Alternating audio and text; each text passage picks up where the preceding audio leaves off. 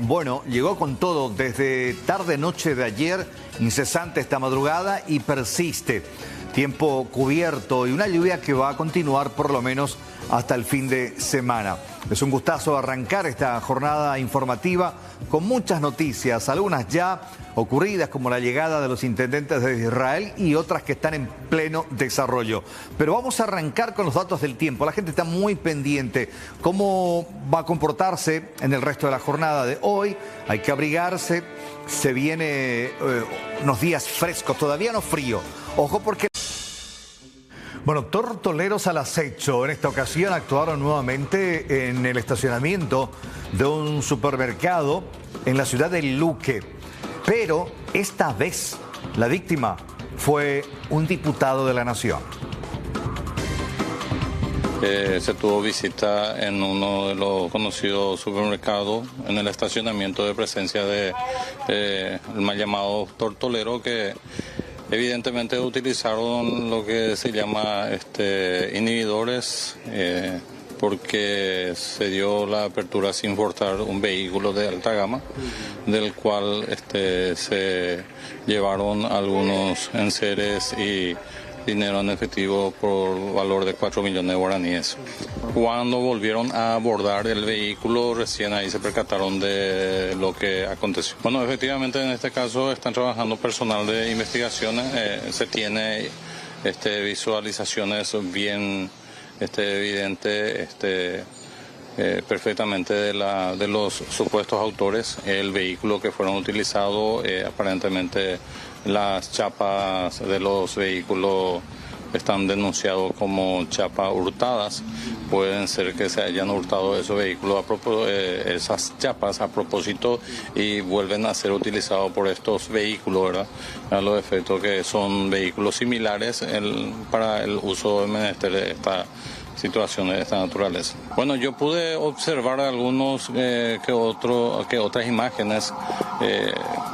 A mí no me parecía que son la misma persona, pero sí en estos casos, en estos supermercados que son de mucho movimiento, muchísimos vehículos, muchísimas personas, es un poco difícil de observar o prevenir situaciones de esta naturaleza, porque se ingresan, se bajan, descienden, entran permanentemente, y la cantidad, aparte de eso, son lugares donde se tienen patio de comida, por dichas razones, pero se está trabajando. Yo creo que en el transcurso del día de la semana se tiene la identidad de estas personas que seguramente se dedican y tienen antecedentes por la forma en que actuaron. ¿Podría reiterar, comisario, qué elementos llevaron del interior del vehículo? ¿Qué mencionaron el vehículo? Hay denuncia de un valor de dinero en efectivo de 4.500.000 guaraníes y un arma de fuego que está registrado a nombre de una persona denunciante. Y en otra información, el tiempo hoy bastante complicado, la lluvia, la pista mojada, todavía no amanecía y ocurría esto esta mañana muy temprano.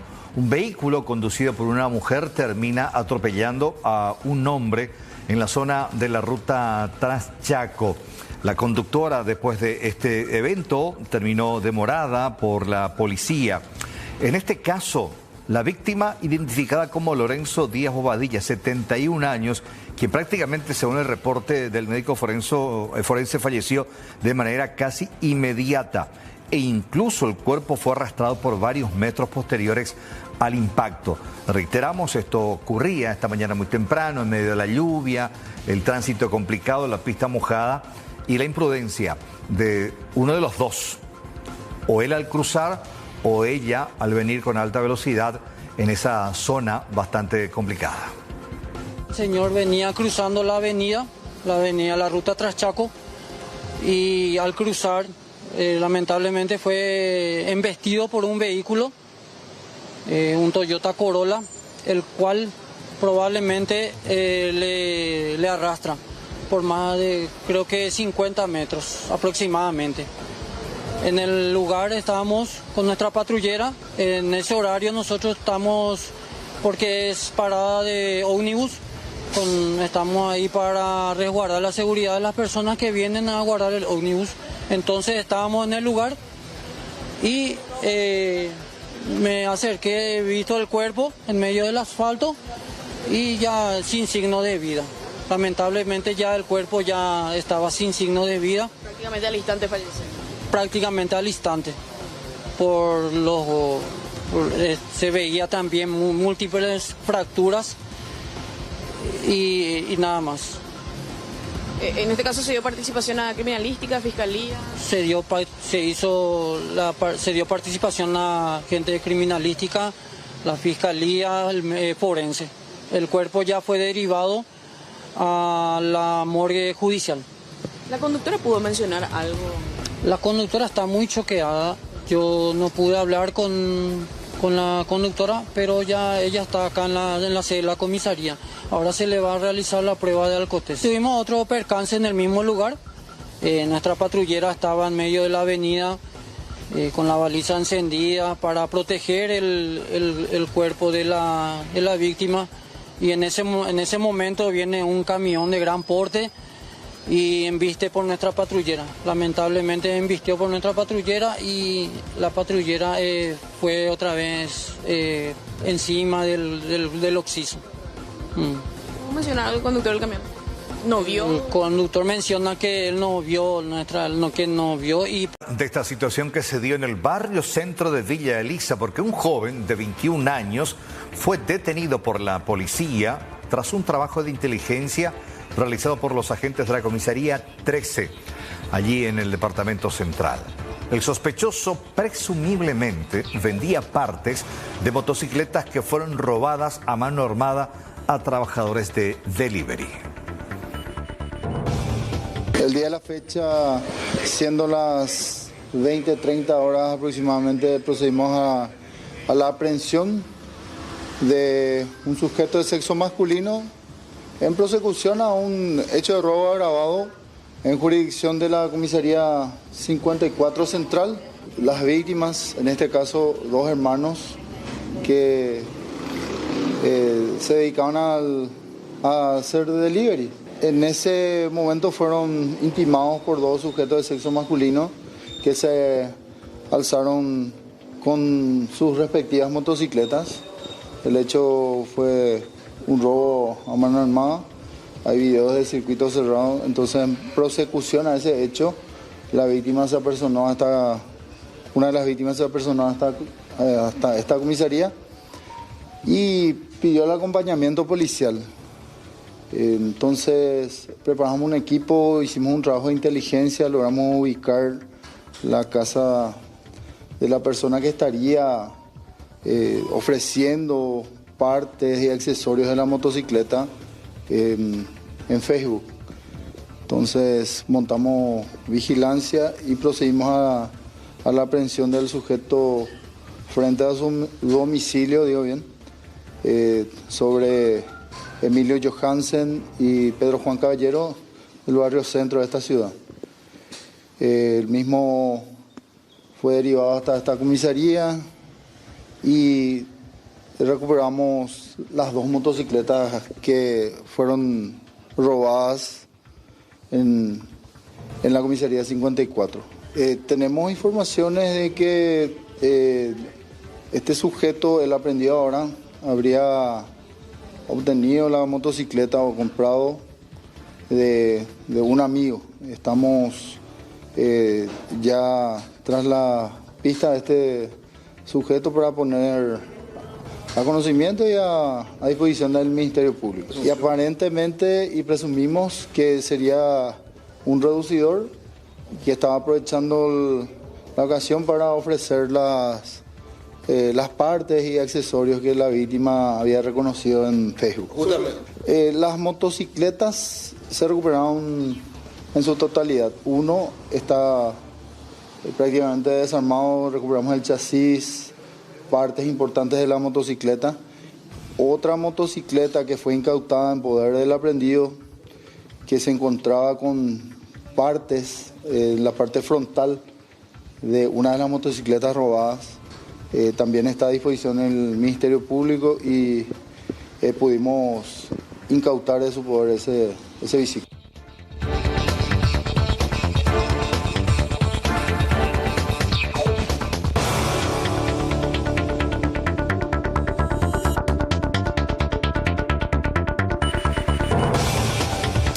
Y un total de 1.953 personas accedieron a los reposos en el Instituto de Previsión Social, IPS, en tan solo 15 días.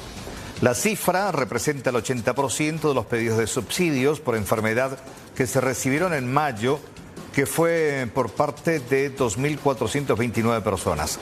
En abril fue solo 1.724, según datos proporcionados por la Dirección de Riesgo Laboral y Subsidios del IPS. En lo que va de este mes de junio, ya se han expedido en estos conceptos, ¿verdad? Con estos diagnósticos, alrededor de 2.000 certificados de reposo, más o menos 1.950 personas, ¿verdad? No necesariamente equipara la misma cantidad, pero más o menos en ese orden está. Y eso ya representa casi un 80% de lo que se expidió en el mes de mayo, lo que muestra que una tendencia que este junio vamos a tener bastantes, ¿verdad? Bastantes casos, sí. Además, yo creo que lo que aprendimos en pandemia se nos ha olvidado un poquitito, todos aquellos cuidados de tapaboca, del alcohol, del lavado de manos, que hay que volver a recordar y volver a utilizar, ¿verdad? O sea, esos son cuidados que sirven, se ha demostrado que sirven y que hay que mantenerlos, en especial en esta época. Entre 5 o 7 días en promedio, pero es relativo, ¿verdad? Dependiendo del cuadro y dependiendo de la persona, puede ser más o puede ser menos, ¿verdad?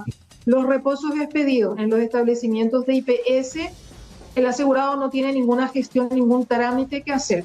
Pero si tiene un reposo del ministerio o un reposo de un centro privado, primero tiene que pasar por visación, tiene que hacer visar por el Ministerio de Salud y después presenta en la plataforma de reposos web de IPS, que puede encontrar el enlace en el portal de IPS.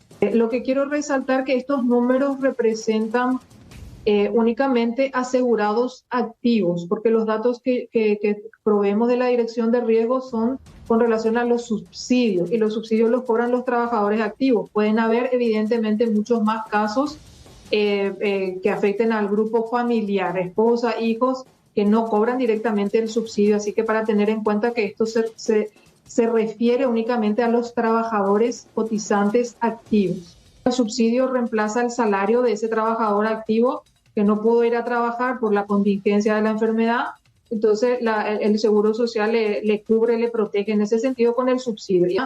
Estamos haciendo los pagos en tiempos bastante cortos con relación a otros tiempos, más o menos en 20 días. En la dirección procesamos los días viernes y a veces los días miércoles, todo lo que se liquidó en la semana, y eso se envía al área de tesorería, y en el transcurso de 3 o 4 días eso ya se está remitiendo a la procesadora para hacer la transferencia y los depósitos. Los casos de subsidios por enfermedad, según lo que establece la ley, se paga el 50% del promedio de esos 4 últimos meses que estoy diciendo que se requiere para hacer el cálculo. Se establece el pago diario y eso corresponde al 50%. En el caso de enfermedad se paga desde el segundo día de reposo. Al ministro Luis Ramírez, ministro de Educación. ¿Cómo le va? Muy buenas tardes. Gracias por tu tiempo, ministro. Hola, Carlos. ¿Cómo estás? Muy buenas tardes para vos y para toda tu audiencia.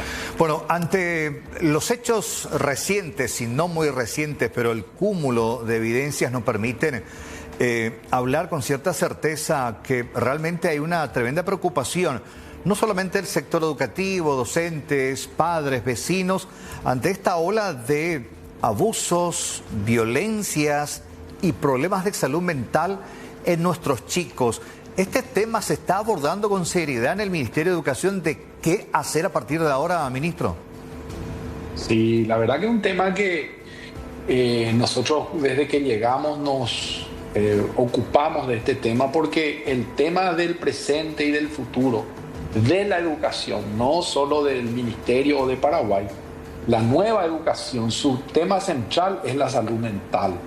Ya no es solo enseñar a leer y escribir, sino fundamentalmente cómo una persona puede enrolarse eficaz y efectivamente en la sociedad, cómo una persona puede vencer la frustración, los límites, y cómo hoy tenemos un escenario muy violento que genera violencia, porque cuando una persona es rechazada en su individualidad, en su capacidad, en su posibilidad que es lo que de alguna manera está ocurriendo, porque hay una ausencia de la familia y de la contención familiar. Entonces todo carga y recarga sobre la escuela. Nosotros tenemos un programa para cada una de estas situaciones que van ocurriendo y tenemos también la presencia de psicólogos y orientadores. Ahora, hay que reconocer, no en la cantidad suficiente para todas las escuelas, por eso hoy se resiente mucho más. Y que además hay nuevo. Antes el psicólogo escolar estaba dedicado a los alumnos, hoy también tiene que haber un psicólogo escolar dedicado a la contención de los maestros. Entonces se amplía el espectro de trabajo y eso sí es algo que estamos previendo. Nosotros hemos introducido 500 psicólogos en el sistema, llegamos a 1.750 más o menos entre orientadores y psicólogos, pero necesitamos todavía mucho más para tener esa posibilidad de atender las necesidades que están ocurriendo. ¿Por qué cree usted esta variación de conductas o estas situaciones que hoy se están viviendo? ¿O siempre ocurrieron y no se visibilizaron o realmente hubo un aumento? Hay varias cosas. Yo creo que hoy hay un aumento, sí, de la capacidad de responder a situaciones que atentan contra la integridad del niño. En todo sentido, en todo sentido. Yo creo que hay una evolución en el cuidado del niño, en el respeto al niño y su etapa, a los derechos que tiene un niño. El niño empieza a formar parte de una agenda social, hecho que no tenía la visibilidad que tienen hoy en otros años. Es un primer análisis. El segundo análisis tiene que ver con la fragilidad del sistema familiar, donde hoy hay chicos que si bien tienen presente padre y madre, no tienen un vínculo, una relación, una contención y la familia está hoy a la deriva en muchos casos, que es donde se transmite esa vivencia humana, ese respeto, esos valores, digamos, ¿verdad? Y lo tercero es, se deja todos los problemas sociales no resueltos para que la escuela sea la que resuelve. Y la escuela, el maestro fue entrenado, preparado y formado para resolver problemas académicos, para resolver problemas de aprendizaje, no así para resolver problemas del mundo afectivo que requieren de una expertise y una dinámica distinta. Ahora, hacia ahí vamos. Nosotros estamos trabajando en la formación de los maestros nobles, de los jóvenes maestros en todos nuestros centros de formación docente, con un programa que se llama Diseño Universal de Aprendizaje, justamente que le dota al docente de características y capacidades para poder atender diversidad, para poder atender las distintas situaciones que se van presentando en el aula, ¿verdad? Entonces, es un proceso que se va llevando, pero es una sociedad que hoy tiene más posibilidades también de vivir un mundo mucho más agresivo. ¿Por qué? Porque el otro, esa figura del otro, al no tener vínculo, al no tener relación, al no tener contacto directo con un otro humano, sino hacerlo a través de medios digitales o la virtualidad, uno va perdiendo la dinámica de lo que significa el otro persona, el otro espacio, lugar, el otro autoridades, el otro convivencia. Es decir, estamos perdiendo esa otra edad los seres humanos porque estamos viviendo un mundo muy digital, muy virtual, en donde no está presente el otro. Y cuando no está presente el otro, voy a poner un ejemplo, a lo mejor por un mensaje de WhatsApp, vos podés decir muchas cosas lindas y muchas cosas feas, que en presencia de la persona no la vas a decir, ni las cosas lindas ni las cosas feas. A lo mejor hasta le mandás un corazón, le decís te amo a través de una foto, pero cuando estás enfrente de la persona te cuesta decir te amo. Eso es lo que hoy estamos viviendo como con mucha fuerza. Por lo tanto, no tenemos el ejercicio de convivir con otro, no tenemos el sentido de respeto hacia el otro, hacia lo que significa un otro ser humano, y nos cuesta mucho la comunicación, y eso hace que la violencia o las crisis de violencia tengan todavía una dinámica mucho mayor. Con relación a lo que decía, la necesidad del soporte emocional de profesionales psicólogos, decía que hay 500. ¿Cuántos más se necesitan para poder llegar mínimamente a todo el país, por un lado, y por el otro? ¿Hay presupuesto para ello o hay que esperar al año que viene cuando dibujemos un nuevo número? No, nosotros hemos introducido más o menos 1.700 este año. El año que viene planeamos otros 2.000, con lo que estaríamos en 3.700, que es más o menos un número básico, mínimo, porque tenemos 4.500 escuelas que tienen un número de alumnos importante. Y yo creo que ese es el número al que hay que llegar, pero son 2.500 escuelas, las escuelas centro, las escuelas desde donde pueden salir los psicólogos a trabajar a otras escuelas más pequeñas. Entonces la idea es por lo menos tener 2.500 escuelas centro con un equipo potente que pueda desde ahí salir a atender las necesidades de las escuelas asociadas, las escuelas que están asociadas a estas escuelas centro. Y yo creo que con esa cantidad de 3.000, o sea, si introducimos otros 1.500 o 2.000 el año que viene, estaríamos ya teniendo una base, un soporte sólido en recursos humanos para atender estos casos que son, repito, muy específicos. Realmente es tremendamente preocupante la situación de nuestros niños, sentido. A ver, ¿qué adultos van a ser el día de mañana estos jóvenes con esas características de las que me estás hablando, ministro? Y es el momento en el que hay que darle una contención, un acompañamiento, y no es solo responsabilidad del ministerio. No podemos delegar al Ministerio de Educación una tarea en 5 horas de cambiar la conducta de nuestros niños, y es un trabajo multidisciplinario, no solamente el ministerio, familia, otras instituciones del Estado. Hay un proyecto en el que usted dice, bueno, ok, necesito convocar a otros organismos, a la familia, a la sociedad, a ver de qué manera podemos contener y cambiar esta situación. E incluso en otros países de primer mundo, ministro, no se permite el ingreso con teléfonos celulares porque es una distracción total. Bien. Y acá incluso los padres dicen, no, yo necesito que mi hijo esté comunicado, porque ¿cómo voy a saber cómo está o si le pasa algo? O sea, digo, hay cuestiones básicas que hay que ir corrigiendo y bajando línea. Totalmente de acuerdo, Carlos, con lo que mencionás, y yendo a lo último que decís, hay un proyecto de ley, va a salir la ley ahora en un tiempo más, de la utilización de celulares en la escuela, con lo cual quedará absolutamente prohibido el uso de celular en ciertas edades y solamente autorizado el uso en caso de una dinámica pedagógica que lo justifique. Voy a poner un ejemplo: los alumnos del tercer curso de la media, ahora nosotros habilitamos la posibilidad de que hagan cursos digitales en las plataformas más importantes que tiene el mundo en materia de cursos digitales, como Coursera, Cisco, y nuestros alumnos del tercer año están haciendo cursos muy concretos.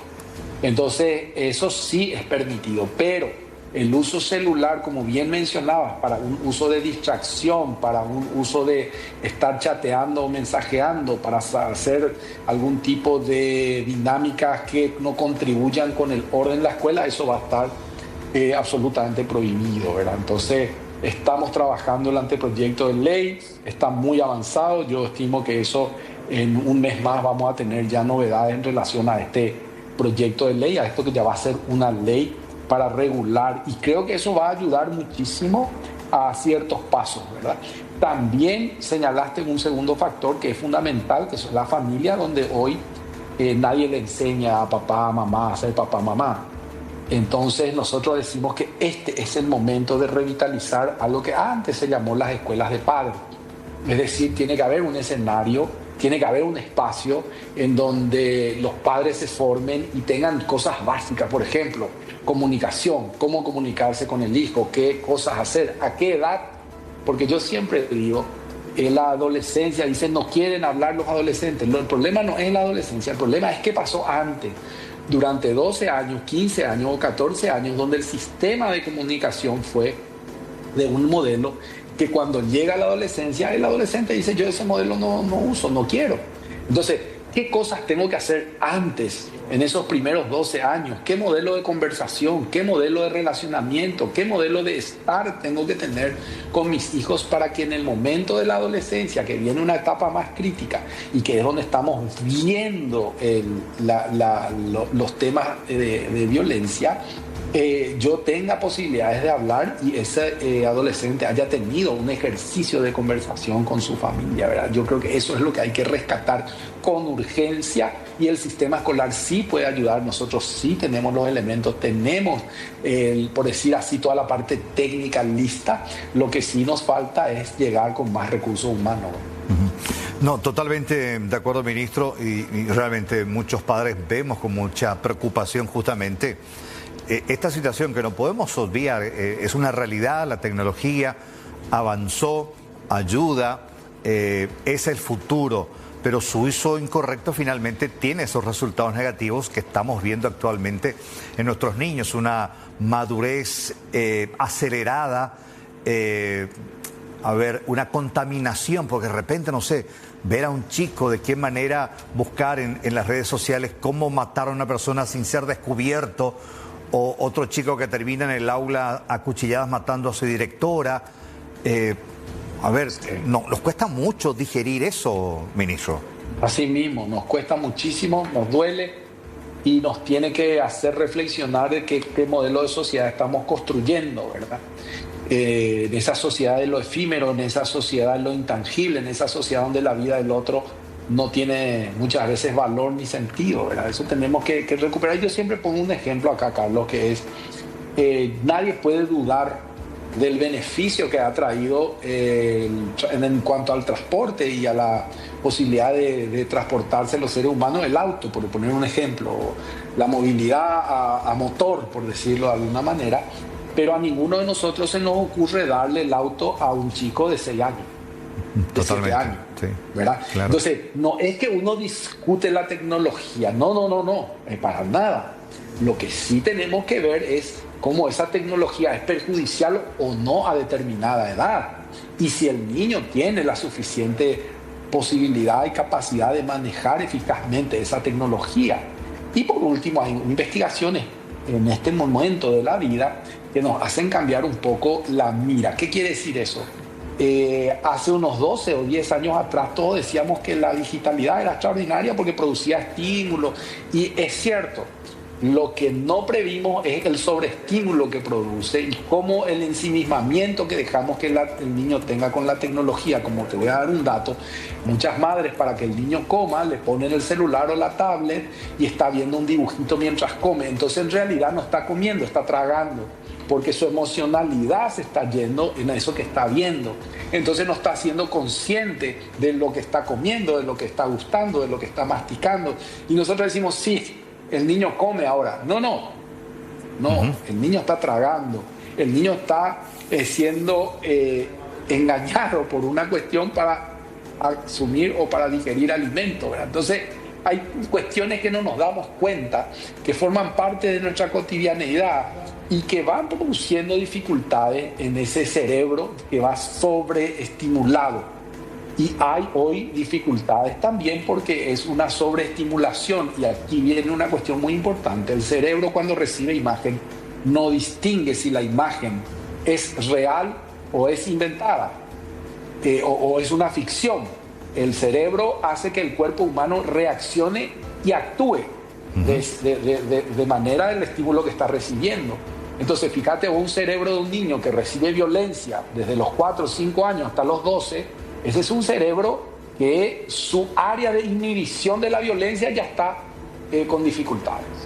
Totalmente. Bueno, apasionante el tema, y como padre también creo que hay mucha gente que empatiza con debatir, plantear y rugir una necesidad de abordar con más seriedad este tema. Te invitamos, ministro, en algún momento en uno de los programas de C9N para hablar con más tiempo y ver entre todos, medios de comunicación, instituciones del Estado, sociedad civil, de qué manera podemos proyectar a una juventud más sana para que el día de mañana sean realmente adultos provechosos al país. Con mucho gusto, Carlos.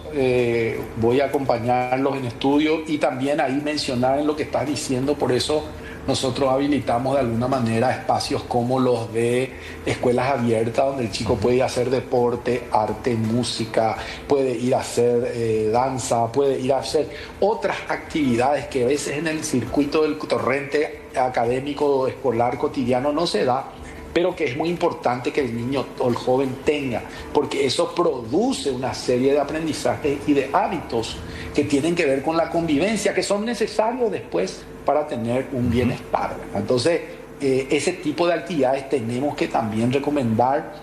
Tenemos que abrir la escuela, nosotros lo estamos haciendo en las públicas y les recomiendo a las familias que le den actividad a sus hijos, múltiples y variadas, una vez a la semana o 2 veces a la semana actividad deportiva, 2 veces a la semana actividades artísticas, así que encuentren espacios para desarrollarse en algo que no tienen hoy posibilidad, que es estar con otro, compartir con otro. Fíjate el deporte, por poner un ejemplo, nomás un equipo de básquetbol, donde tengo que convivir con otro, donde le tengo que pasar la pelota, me tiene que pasar la pelota, tenemos que hacer una jugada, ahí hay un aprendizaje social muy fuerte, que si no lo hacemos estamos perdiendo la oportunidad y estamos exagerando ya en un individualismo, en un ensimismamiento de la juventud que solamente consume lo que le gusta, lo que quiere, cómo quiere, cuando quiere, y eso realmente no se puede dar.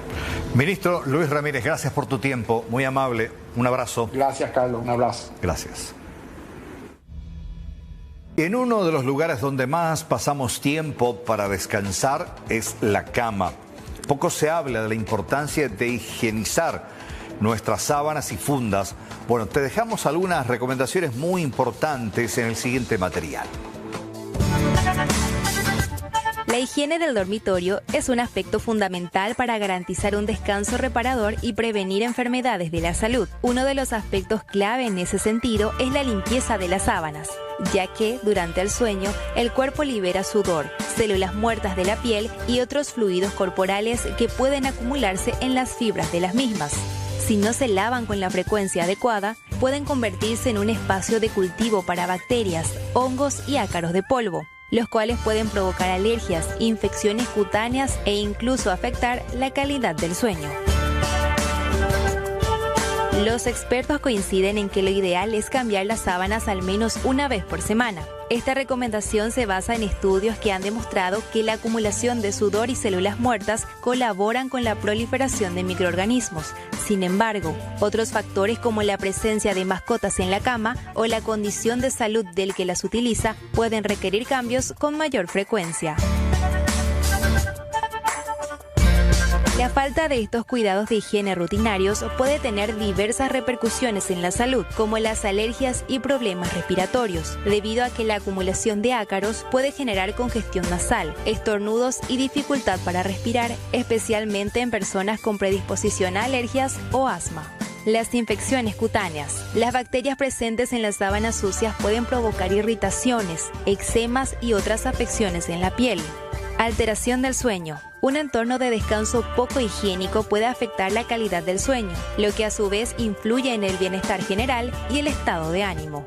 Además de cambiar las sábanas con regularidad, es importante seguir otras prácticas para mantener un entorno de descanso saludable, como lavar las fundas de almohada y otras prendas de cama. Estos elementos también acumulan suciedad y microorganismos, por lo que deben ser lavados con la misma frecuencia. Mantener una buena ventilación en el dormitorio. Esto ayuda a reducir la humedad y la proliferación de las bacterias. Evitar dormir con el cabello mojado o ropa sucia. Estos hábitos pueden transferir suciedad a las sábanas y favorecer a la acumulación de bacterias. Y por último, utilizar detergentes adecuados y agua caliente. El lavado con agua caliente y detergentes eficaces contribuye a la eliminación de microorganismos y alérgenos. Cambiar las sábanas con regularidad es fundamental para prevenir alergias, infecciones y enfermedades respiratorias. Este hábito de higiene favorece a un buen descanso y al bienestar general. Mantener las sábanas limpias es una medida sencilla, pero clave para cuidar la salud. Con 31 minutos en la República del Paraguay, lo tenemos como invitado al doctor David Antonio Salinas. Él es jefe de sala del Servicio de Urología del Hospital Ingavi. Doctor Salinas, ¿cómo te va? Muy buenas tardes. Sí, buenas tardes, señor Carlos Toche, ¿cómo está? David Vera. David Vera. Ah, bueno. Sí. David Antonio Vera. Así mismo.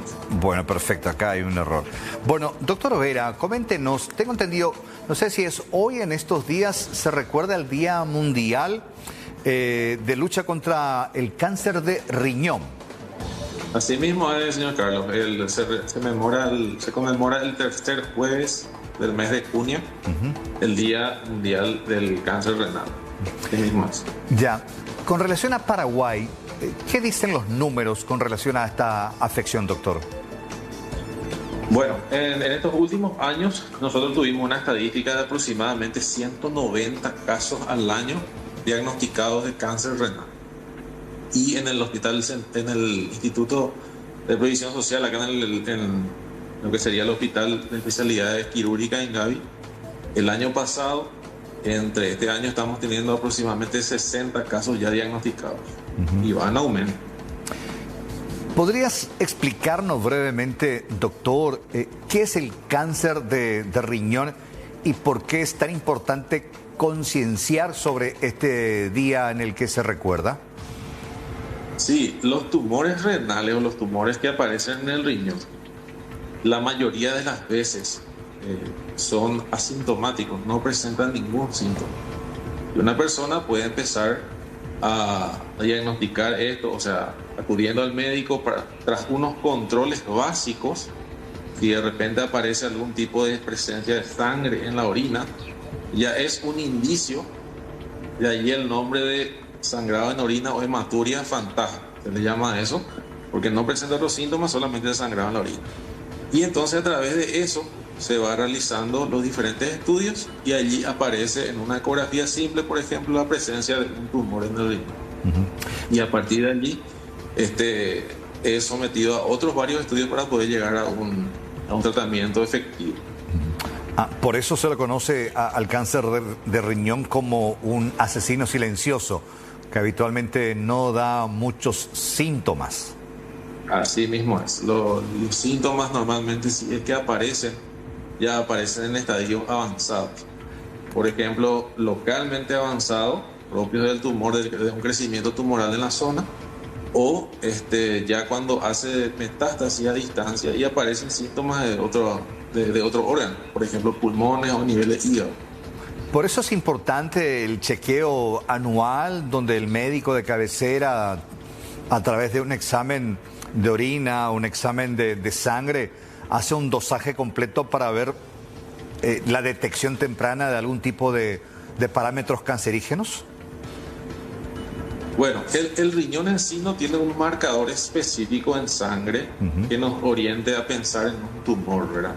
Pero sí la presencia de orina, en la orina la presencia de sangre es uno de los indicadores. Aparte de eso, tenemos que tener en cuenta los factores que pueden favorecer a la aparición de un tumor renal. Por ejemplo, pacientes obesos, hipertensos, con una vida sedentaria, antecedentes familiares que haya tenido algún tumor renal, esos son, y obviamente la exposición principalmente al tabaco y algunos químicos industriales, ¿verdad? Entre ellos el asbesto, ¿verdad? Estos son algunos de los factores de riesgo que favorecen a la aparición de tumor renal. Si una persona experimenta alguno de estos síntomas, ¿cuál sería el primer paso que uno debería de tomar, doctor? Bueno, como les dije, la mayoría de los síntomas son silenciosos, ¿verdad? En caso de hacer algún chequeo, vamos a hablar, por ejemplo, de síntomas. Famoso dolor de espalda en la zona baja, en la zona lumbar, puede ser uno de los indicadores de que haya algún tipo de trastorno en el riñón, que puede abarcar varios tipos de enfermedades, entre ellos, por ejemplo, alguna infección urinaria, piedras o litiasis, cálculos renales, ¿verdad? Que ya nos oriente hacia un diagnóstico probable, ¿verdad? Y obviamente realizando los controles periódicos, uno puede detectar a tiempo si hay o no el inicio de un tumor en el riñón, que puede ser muy pequeñito, a veces debutan, se le conoce también como incidentaloma, un hallazgo accidental tras una ecografía, un chequeo simple, aparece un tumor y a partir de allí entonces se empieza a direccionar los diferentes estudios para un tratamiento efectivo. Los síntomas, no, como les digo, son muy sordos. En este caso, tras un chequeo, uno puede detectar a tiempo el tumor. ¿Y ha habido avances significativos en los últimos años que a uno le permita decir, con una relativa detección temprana, que el paciente pueda curarse? ¿O cuál es el porcentaje de gente detectada con esta enfermedad y aquellos que sobreviven finalmente? Bueno, todo eso depende Carlos, del momento en el cual se diagnostica el tumor. Porque aquellos tumores que son pequeños, no más de 10 centímetros, que de repente a través de los estudios se constata de que está bien localizado en el riñón, la tasa de curación es bastante alta. O sea, se hace una cirugía, se extirpa el órgano con el tumor y posteriormente se hace unas sesiones de inmunoterapia a través de la gente de oncología y con eso se puede decir de que el paciente está curado. De hecho, se hace una pesquisa así por 5 años de estudios para demostrar de que la enfermedad haya sido erradicada totalmente. O sea que hay esa posibilidad también, ¿no? Es que el tema es llegar a tiempo al diagnóstico, hacer un buen tratamiento en el momento y de esa manera se puede uno curar, vamos a decir, del tumor renal. ¿Y qué medidas concretas le recomienda a la población, doctor, para reducir ese riesgo de padecer esta enfermedad? Y como diríamos así en forma resumida, medidas higiénico-dietéticas. Con eso se resume totalmente todo. Por ejemplo, los que están expuestos al tabaco, ya sean los fumadores crónicos, ellos al hacer un cambio de estilo de vida de esa parte, obviamente se reduce el riesgo, ¿sí? El tema de tabaco, la obesidad, el sedentarismo, la hipertensión arterial y la parte nutritiva, obviamente va de la mano con estas afecciones de la presión arterial, de diabetes, obesidad en general, bebida carbonatada, alcohol. Todo eso favorece a que haya, vamos a decir, para que den como puntapiés para que inicie un tumor en el riñón. Y más todavía si hay una carga hereditaria anteriormente. Finalmente, ¿hay algún mensaje clave, una llamada de atención o de acción que le sugiere a la población en este día tan especial?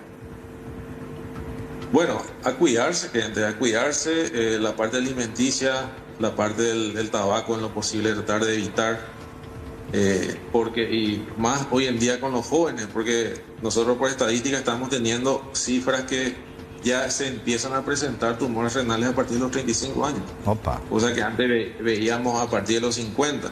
Hoy en día el pico etario que más estamos viendo en nuestras instituciones es a partir de los 35, 40 años. Entonces, todo tiene una base, principalmente la parte de exposición al tabaco, al tabaquismo. Entonces, eso es lo principal. Hacer actividad física, una buena alimentación y, por sobre todas las cosas, no tener miedo para acudir a los controles anuales. Porque si hay algún tip, algo ya que esté mal, ya sea en orina o en la ecografía, de esa manera poder detectar a tiempo, poder tener un plan de resolución y de esa manera para que siga normalmente con su vida. Doctor Vera, como siempre, muy amable, gracias por tu tiempo y bueno, ojalá que la gente tome conciencia sobre una vida sana, que no solamente contribuye en evitar esta enfermedad, sino otras también, y el tabaquismo creo que en todas tiene un efecto dañino. Y por el otro lado, la detección temprana, el chequeo frecuente, anual, nunca está de más para detectar esta u otras enfermedades y una vida sana. Un abrazo, doctor, gracias. Dale, gracias igualmente. Hasta luego. Hasta luego.